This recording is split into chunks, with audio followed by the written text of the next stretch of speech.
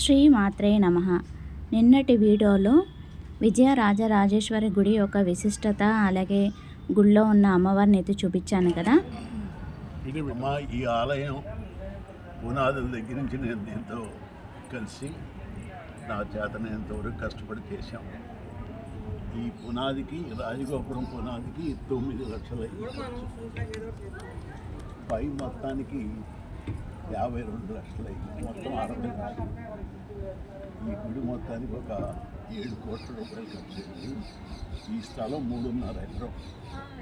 మేము 3.5 ఎకరం 20 లక్షలు కొంటే వాడు 20 కోట్లు. మంచి పని ఎంత త్వరగా చేస్తే అంత మంచిది. ఆ రోజుల్లో లక్షల్లో కొన్నాం, అప్పుడు కోట్లలో కొన్నాం. 20, 10, 30, 10, 40 ఎక్కడి నుంచి తెస్తాం?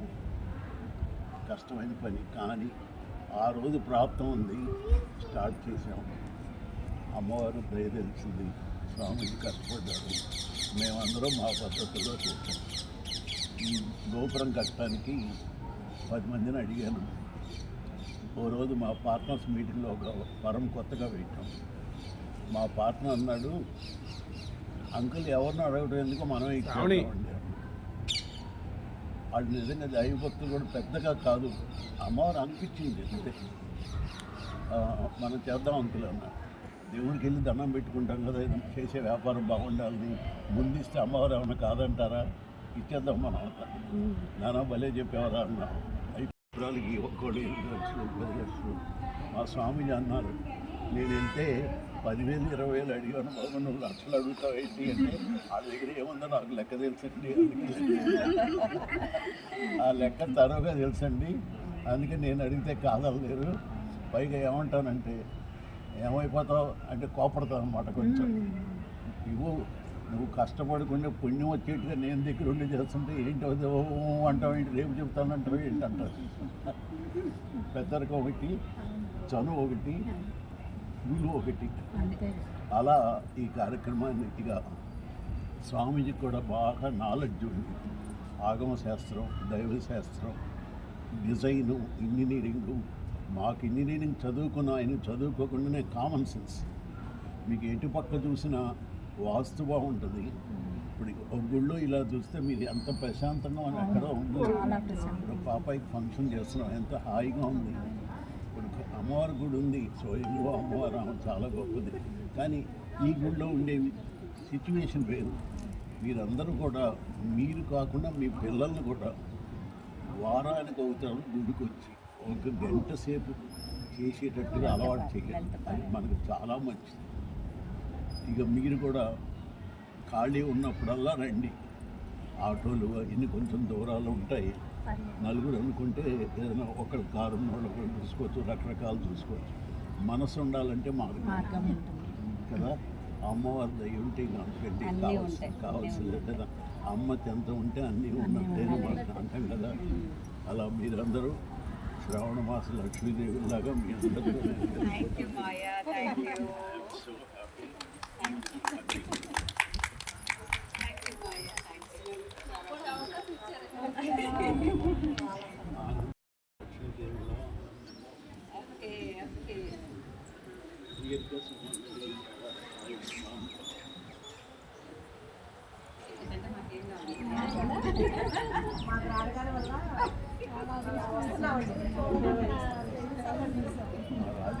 రాధా చాలా లేవుగా.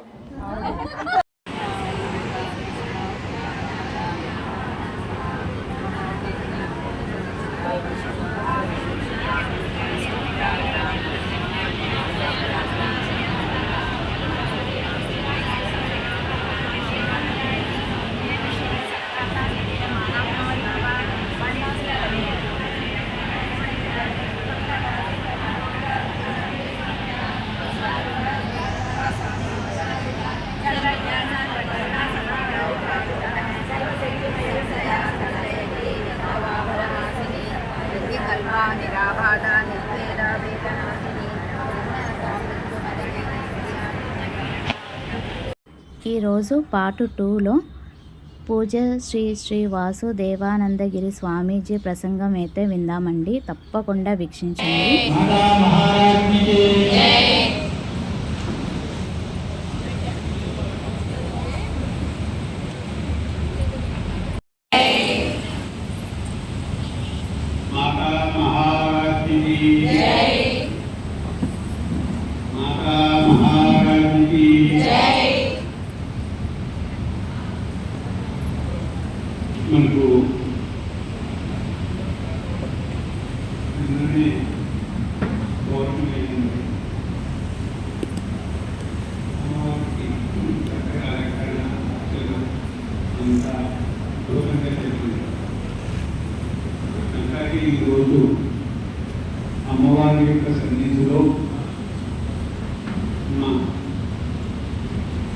కొంచెంసేపు హనుమంతరావు గారి జాతకుడైనటువంటి శ్రీనివాసరావు గారు, వారి పూర్వక నాగలక్ష్మి గారి కుమార్తె వైష్ణవి పెళ్లి కుమార్తెను చేయాలి అనేటటువంటి ఉద్దేశం చేత అమ్మవారి యొక్క సన్నిధిలో ఉంటే క్షణానికి భగవంతుని యొక్క నామం జరుగుతుంది, నా బిడ్డకు మంచి ఆశీస్సులు లభ్య ఉంటాయి.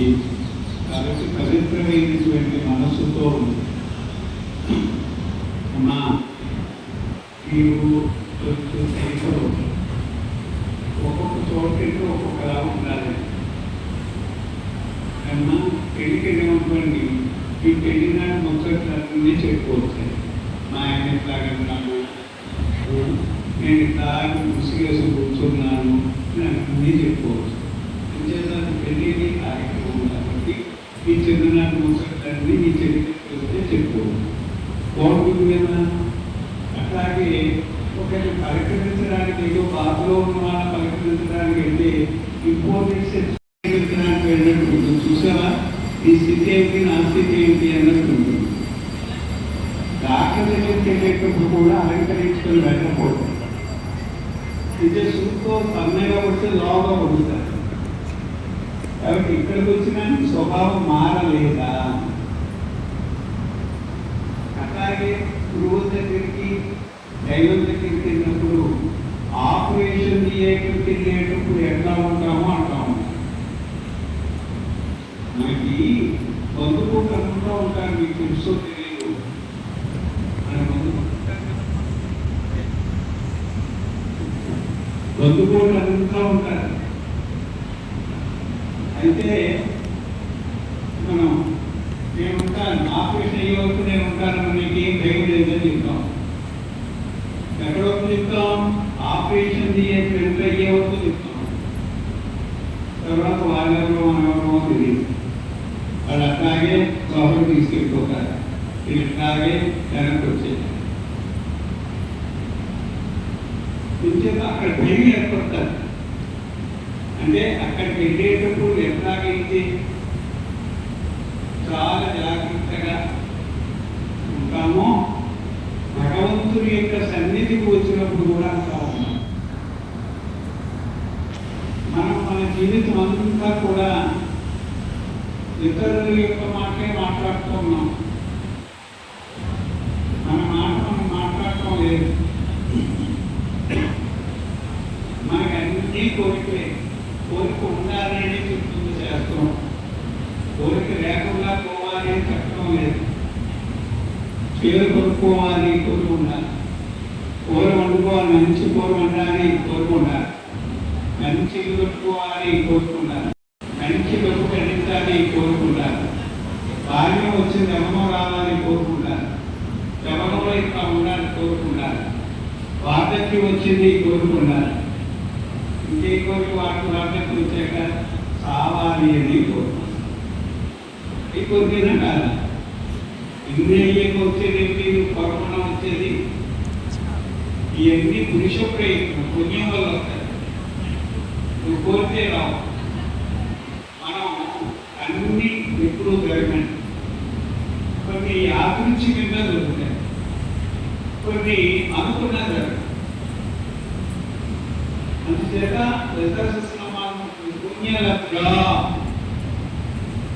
పుణ్యం లభిస్తేనే ఇట్లాంటి ప్రదేశాల్లో మనం కూర్చోగలుగుతాం. వీరందరూ రావడానికి అమ్మాయి నిమిత్త కారణం, వైష్ణవి నిమిత్త కారణం. అంటే అక్కడ పెళ్లి కుమార్తెను చేసుకుంటుంది అమ్మవారి సన్నిధిలో. మీరందరూ రండి వాడిని పిలవటం చేత మనం అందరం వచ్చాం. ఆయన వల్ల మనం అమ్మవారి దర్శనం, ఆయన వల్ల ఆమె ప్రసాదాన్ని స్వీకరించాం, ఆయన వల్ల ఒక నామపారాయణ చేసుకోవాలి.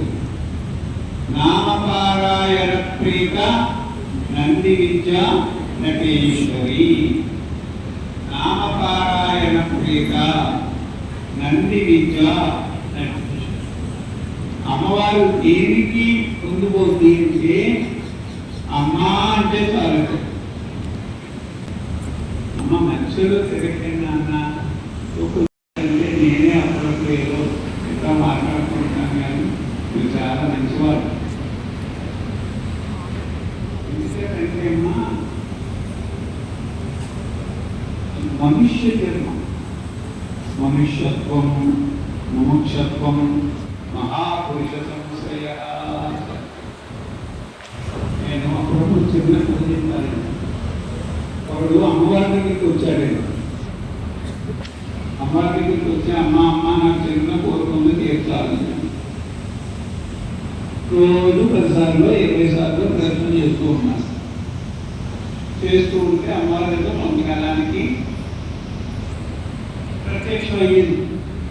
అదే నువ్వు బాగా ప్రయత్నాలు చేస్తూ ఉన్నావు, నీకేం కావాలో కోరుకోవాలి. కోరికే కదండి అమ్మ నాకు పెళ్లి కావాలి అన్నాడు. పెళ్లి కావాలి అంటే ఎందుకురా?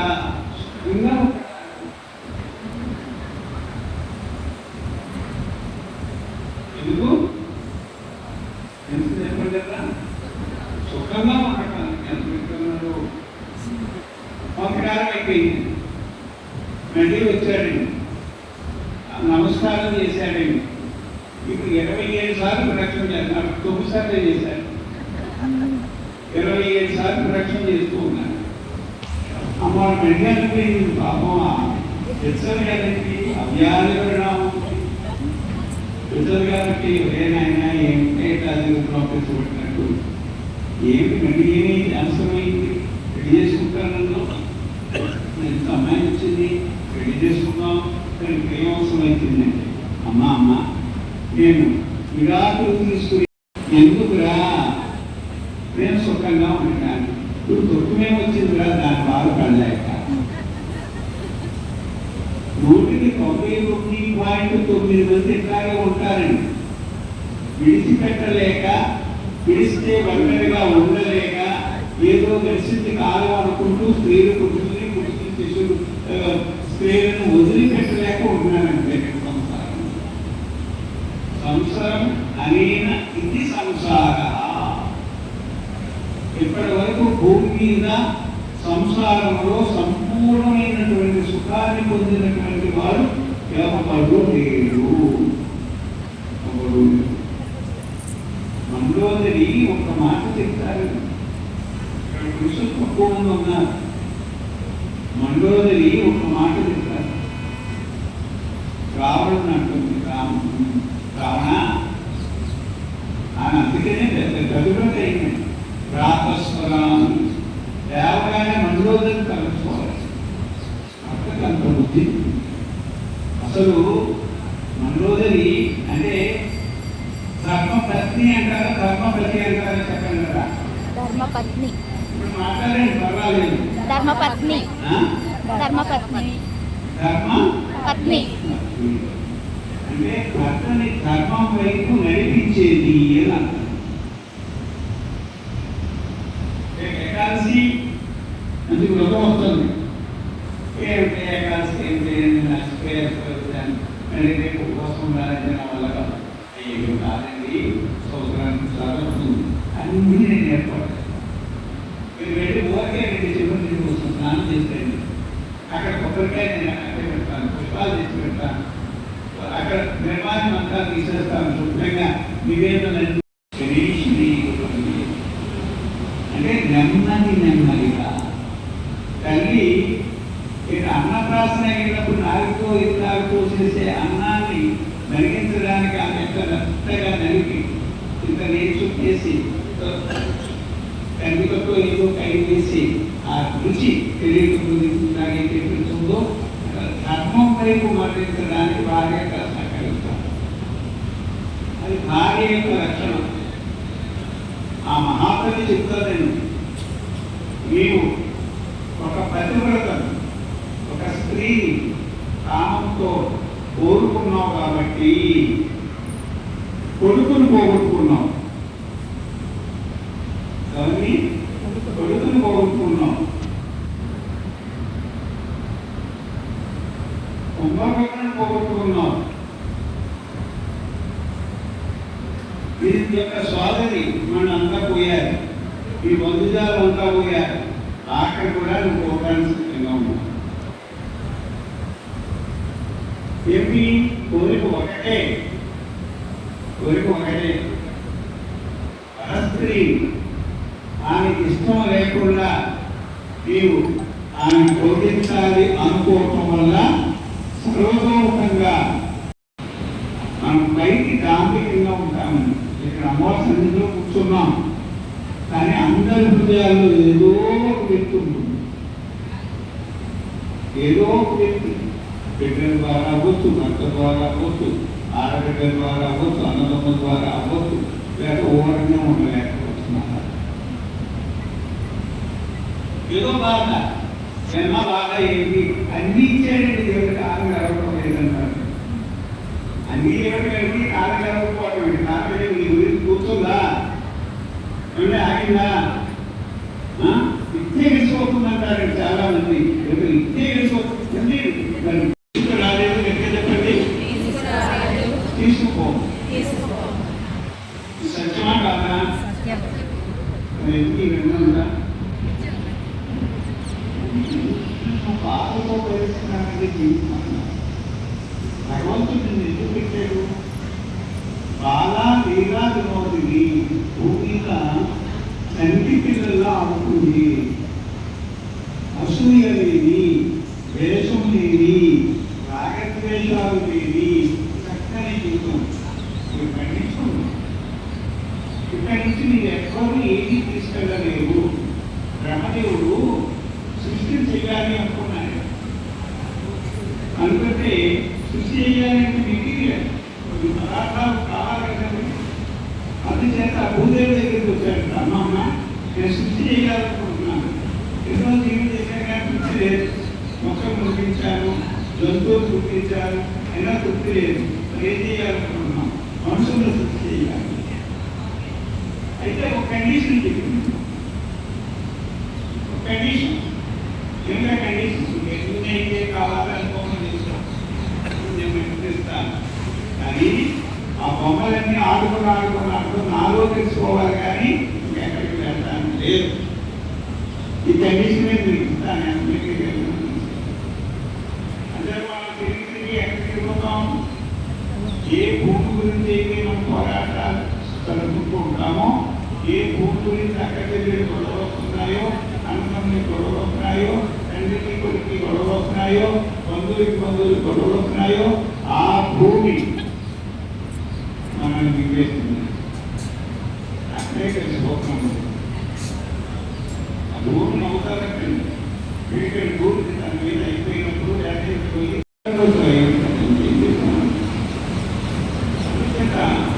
హ్యాపీగా ఉండండి. మనం బంధువులు ఇంటికి ఎక్కడాం, వాళ్ళ మనసు వాడుకుంటున్నామా లేదా, వాళ్ళ బరువు వాడుతున్నామా లేదా, ఇల్లు వాడుతున్నామా లేదా, పిలువాడు వాడుతున్నామా లేదా, ఏసీ వాడుతున్నామా లేదా, బాత్రూమ్ వాడుతున్నామా లేదా, పండుగ వాడుతున్నామా లేదా, ఇంట్లో ఉన్న కంఫర్ట్స్ అన్ని వాడుతున్నామా లేదా, అన్నీ వాడుతున్నాం. వెళ్ళే రోజున మనం తెలుసుకున్న మూట ఒక్కటే తీసుకెళ్తాం. ఆ ఇంట్లో ఏది ముట్టుకోం. కానీ కంఫర్ట్స్ అన్ని ఉన్నప్పుడు అన్నీ అందించాం కదండి. మరి వెళ్ళేటప్పుడు మాత్రం బాగుంది, కొంచెం బాగుంది, నేను తీసుకెళ్ళడానికి వాళ్ళు ఊరుకుంటానండి. దానిపై కాబట్టి మీరు బుద్ధిగా ఇప్పుడు బ్రతికే అన్ని మనుషులు ఉంటారు. మీరు బుద్ధిగా బ్రతకలేదనుకోండి, మూఢాజన్మని మీరు మూర్ఖుల్లా కానీ ఇద్దరితో పోట్లాడుతూ వారికి శాంతి లేకుండా, మీకు శాంతి లేకుండా మీ జీవితాలు కానీ గడుపుకున్నట్లయితే మూఢాజన్మని జన్మని నీచ నికృష్టమైనటువంటి జన్మలో చూసేస్తాను.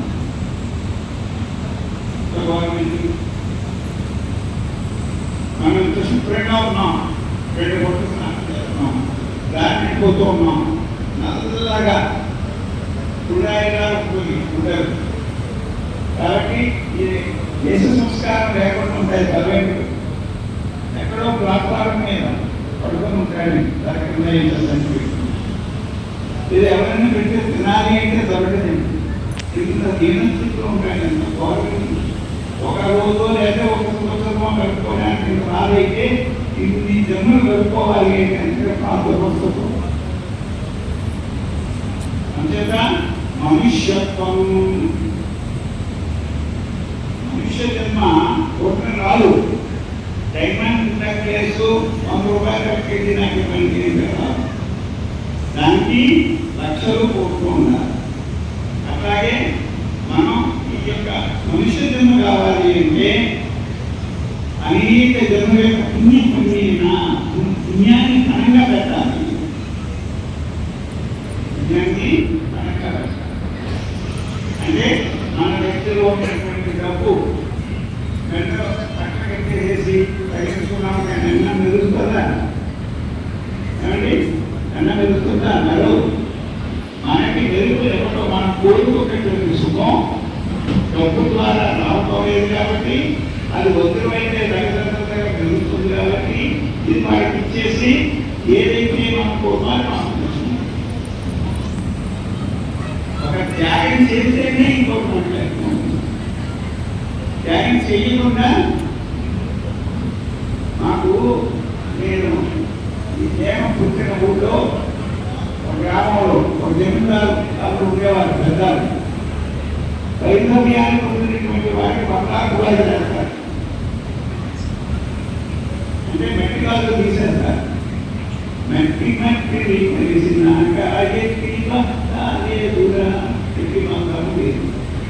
మెట్టికాలు తగ్గిపోకండి.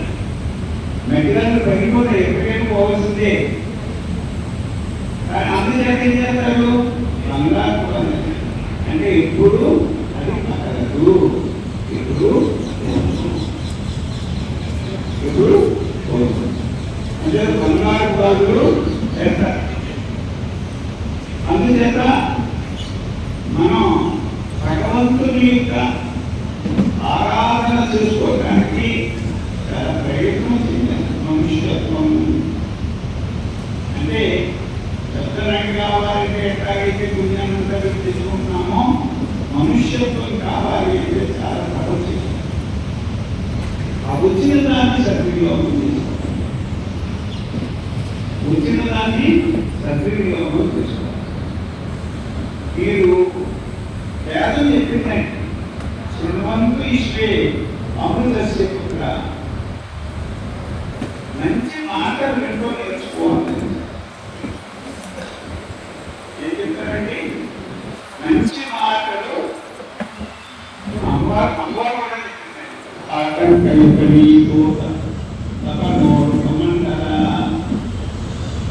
అంటే చెవికమ్మ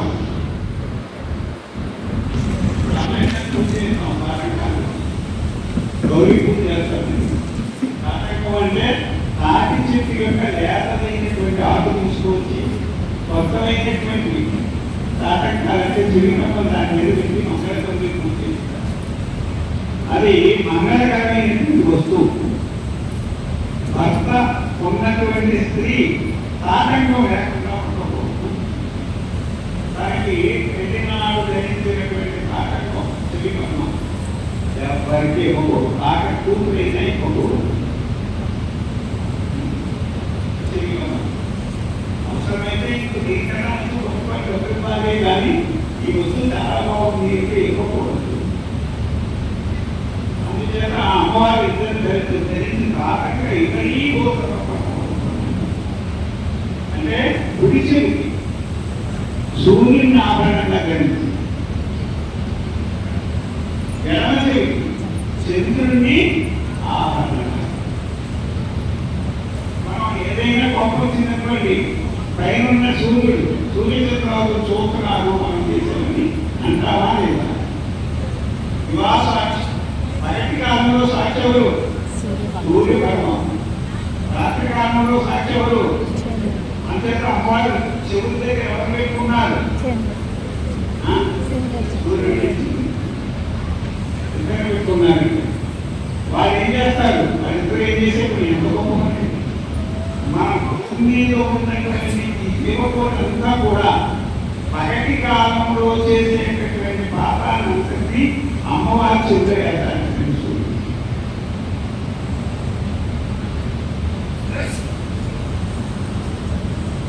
రాత్రి కాలంలో చేసేటటువంటి పాపాలన్నీ కూడా చంద్రుడు అమ్మవారు చూపేట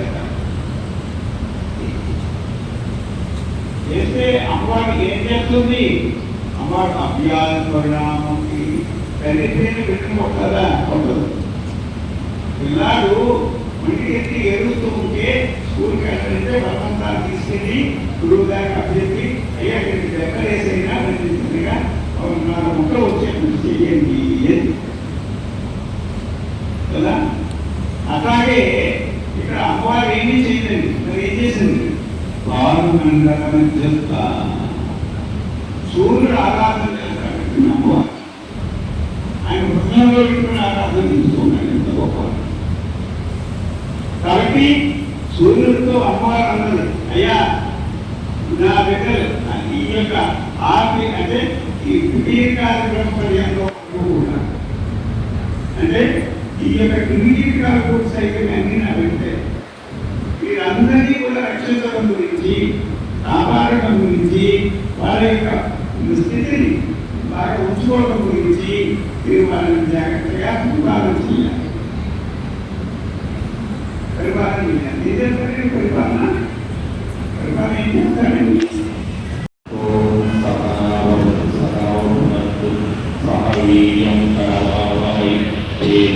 तेजस्विनावैतमस्तु नाभिद्विषावहै। ॐ शान्ति शान्ति शान्तिः। ॐ सदाशिवसमारम्भा शङ्कराचार्यमध्यमा अस्मदाचार्यपर्यन्तं वन्दे गुरुपरम्परा वन्दे गुरुपरम्परा।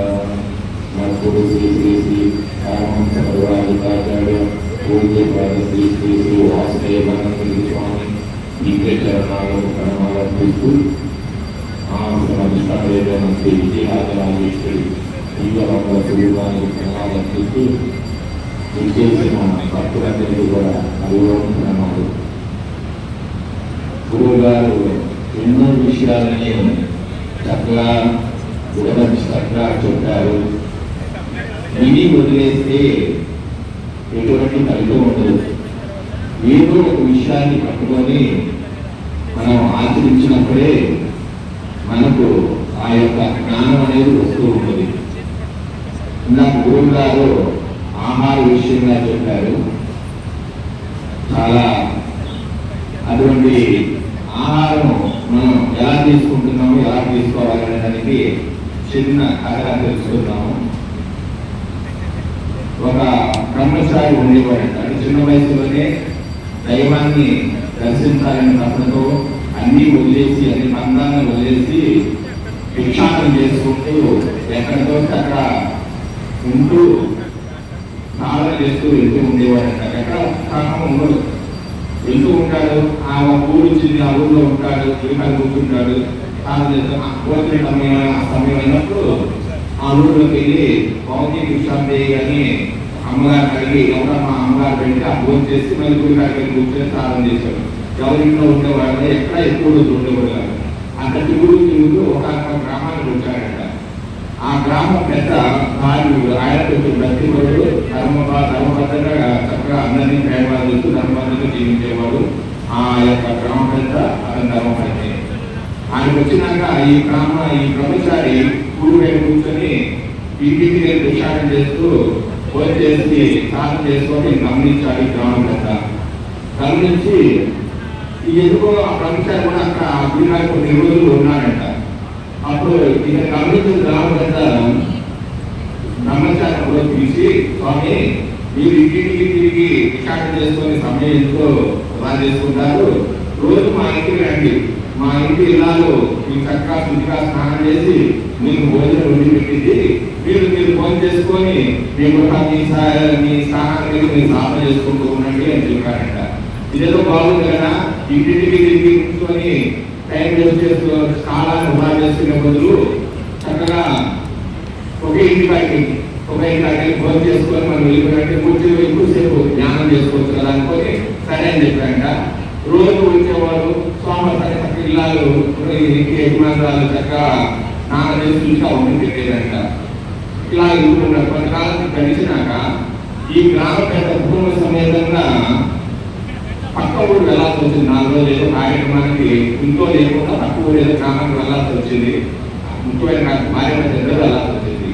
వెళ్ళే ముందు బ్రహ్మచారి తెచ్చి, స్వామి మీకు 4 రోజులు ఉండము, మీకు మాత్రం రోజు లేకుండా మా కన్వెన్షన్ ఏర్పాటు చేస్తాము, ఆమె మీకు సరఫరా స్నానం చేసి వండి పెట్టుకుంది, మీరు వచ్చి పూజ చేసి వెళ్తూ అంటే మేము సాధన చేస్తాం, మేము లేవని మీరు రాకుండా ఉండొద్దు అని చెప్పి 2 రోజులు వచ్చింది.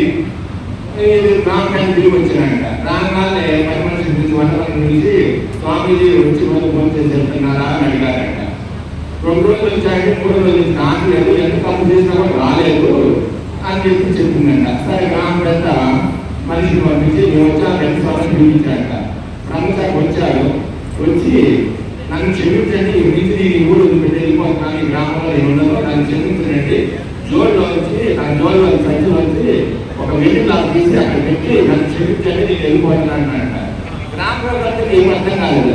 స్వామి ఏంటి అసలు ఏం జరిగింది, ఎందుకు మీరు 2 రోజులు వచ్చాక 3 రోజులు భోజనం రాలేదంటే ఎందుకు అడిగాడంట. అప్పుడు ఏం లేదు వెళ్ళిపోతా నేను ఉండను అన్నాడంట. ఈయన బలవంతం చేసేసరికి అప్పుడు చెప్పాడంట, ఏ ఇప్పుడు ఇంతకాలం నాకు లేదు, కానీ మీ ఇంట్లో నాకు దొంగతనం చేయాల్సిన బుద్ధి పుట్టింది, కానీ ఇంటికి రామన్నాడ. అప్పుడు రామపెద్ద అర్థాలు తెచ్చి పక్కపక్క నది, స్వామి మీ తప్పు కాదు, ఇది ఇటువంటి కార్యక్రమం మీకు జరగదు, మీరు రండి అన్నాడు. అసలు నాకు ఏదో తెలుసుకోవాలి, నాకు ఎక్కడ జరిగింది, నాకు ఈ బుద్ధి పుట్టింది, నాకు ఎప్పుడు లేదు ఈ జన్మ ఎందుకు బుద్ధి పుట్టిందని అడిగారట. అది మీ తప్పు కాదు, నా పని మనిషి తప్పు, ఆ మట్టి చేయ మనిషికి చెయ్యి దానికి అలవాటు ఉంటుంది మనకు తెలుసు అని, లేదో పిల్లలు తినే పదార్థాలు కదా పిల్లలు తీసుకెళ్తుంది అనుకున్నాము, నీకు ఆమె చేసి పెట్టింది కాబట్టి నీకు ఆ బుద్ధి పెట్టింది. మా ఇంటి ఇల్లాలో ఉండే ఆ మొత్తం కదా ఆమెకి తన వస్తువు దొంగతనం చేయాలనుకోకూడదు కదా, ఆమె వంట చేసేటప్పుడు శాంతంగా ఎటువంటి ఆలోచన లేకుండా చక్కగా వంట చేసి పెట్టింది. అప్పుడు మీకు ఏ మనసులో ఎటువంటి ఆలోచన కాలేదు, కానీ మా మనిషికి మా వంట మనిషికి అదే అలవాటు కదా, ఈ వంట చేసి ఏం తీసుకెళ్దాం ఏం తీసుకెళ్దాం చూస్తాం ఇది కదా.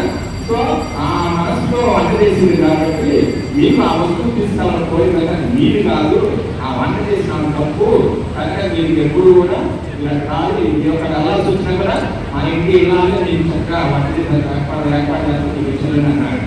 అంత ప్రభావం ఆహారం.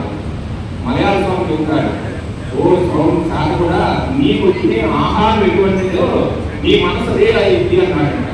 అంటాడు మనం ఏదైతే ఆహారం భుజిస్తామో ఆ భుజిస్తున్నాక మనం శాఖాహారం తింటున్నాం అనుకుంటాము, ఆకుకూరలే తింటున్నాం అనుకుంటాము, కాయగూరలే తింటున్నాం అనుకుంటాం, కానీ ఆ వంట చేసేటప్పుడు ఆ మనిషిలో ఎటువంటి ఆలోచనలు, ఎటువంటి సంకల్ప వికల్పాలు, ఎంత అలజడి ఉంటుందో, ఎటువంటి కోరికలు ఉన్నాయో ఆ ఆహారం తిన్న వల్ల వాళ్ళందరూ కూడా ఆ మనసు ఆ విధంగా ఏర్పడింది అన్నమాట.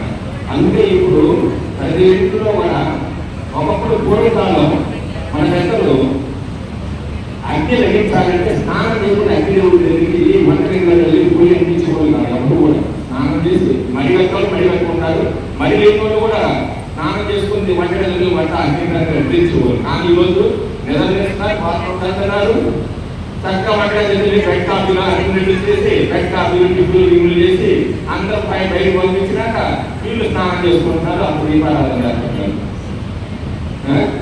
మరి ఆ సంవత్సరంగా వంట చేస్తే అటువంటి నిన్న వాళ్ళ మనసులు ఏమి ఉంటాయి, ఆ కుటుంబంలో ఉండే వ్యక్తుల మనసులు, వ్యక్తుల మనసులు ఏ విధంగా ఏర్పడతాయి ఆలోచించండి. అవునా కాదు? కనుక మనము ఎప్పుడూ కూడా ఆహారం వండేటప్పుడు చక్కగా ఒక లలితా సహస్రనామాలు యోగా పెట్టుకోండి, ఓళ్ళు వచ్చినాయి అన్ని వచ్చినాయి, లేదా ఏదో నామం పెట్టుకోండి, దీపం పెట్టుకోండి, అది వాళ్ళు ఇంటి వంట చేయండి. ఆ ఆహారం తిన వాళ్ళ యొక్క మనసులో ఆ కుటుంబంలో ఎటువంటి వాతావరణం ఏర్పడితే మీరే చూస్తారు, ఆలోచించారు. కనుక అందరూ కూడా చక్కగా ఆహార విషయంలో భక్తి శ్రద్ధలతో వంట చేసుకుని గురువుగారి సన్నిధిలో తత్వాన్ని తెలుసుకోవాల్సిందిగా చూసుకోగలుగుతారని ప్రార్థిస్తూ హరిఓం శ్రీగురు హరిఓం. ఇటువంటి అవకాశం చూసేందుకు హరిఓం నమః.